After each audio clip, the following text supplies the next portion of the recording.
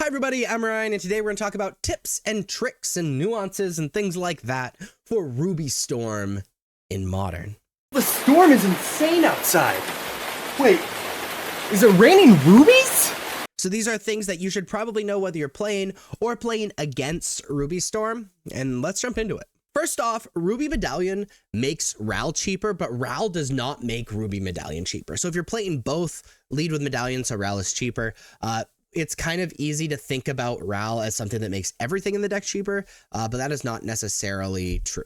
Remember that the impulse effects in the deck are until end of turn, so if you're setting up a really big turn, you can cast an impulse effect in Reckless Impulse or Ren's Resolve, the turn before you plan on going off to give yourself more fuel. Just remember that Glimpse the Impossible does not do this, but Glimpse can give you more mana because it'll turn into Eldrazi spawns. If you are storming off and your opponent lets a wish resolve, casting Silence or Orange Chant off of the wish lets you storm without any interaction and kind of makes you win for sure. That being said, really early in your storm, you want to be casting your wishes again, because if they let it resolve, they then have to interact with the Orange Chant, or they have to interact with wish directly, and then they've used their interaction, then you can continue storming. If you're not going to kill with Grape Shot and you're kind of fizzling out in your storm, casting Empty the Warrens with wish instead of Grape Shot is probably better, especially if you can't cast Grape Shot, cast it from your graveyard.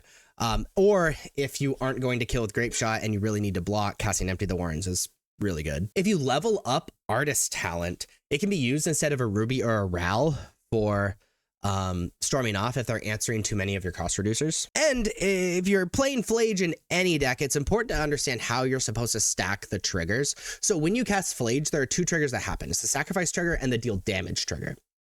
So if you stack it so that damage happens first and then it gets sacrificed, as active player, you get priority first so that you can escape Flage without your opponent being able to respond with something like a surgical extraction or whatever. And so this is if something's going horribly wrong, because it requires you to have 7 mana and a bunch of cards in the graveyard. But pay 3 mana, cast Flage, deal damage, sacrifice it. I'm the active player, cast Flage from our graveyard. It's super important to know how the stack works when you are playing a card like Flage. But those are some tips and tricks for Ruby Storm in Modern. If you liked this video, please be sure to like and subscribe. Check me out on social medias. Links are above me and in the description. Thank you so much for watching.